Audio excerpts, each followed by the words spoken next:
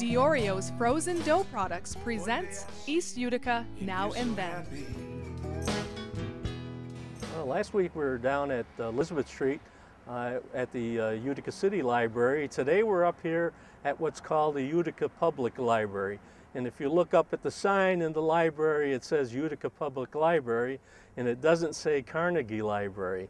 And there was a big dispute over that little term 100 years ago. And what really happened was the city of Utica decided that they were going to have a referendum to build a new library. Back in 1900, $220,000 is the price that this library cost.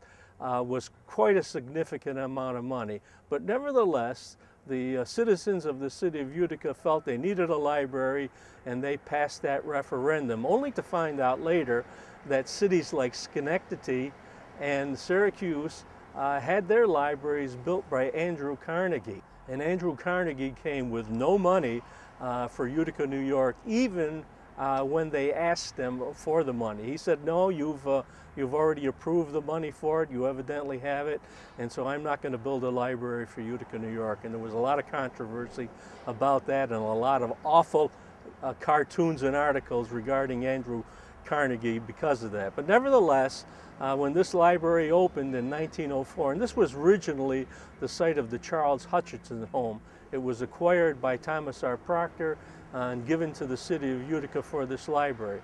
The library opened on December 12, 1904, and it was a very, very big occasion. There were parades, and the public was invited inside. There were very few speeches, and then the public was allowed to roam the library for 3 hours, and they did it, and everybody was really thrilled by this.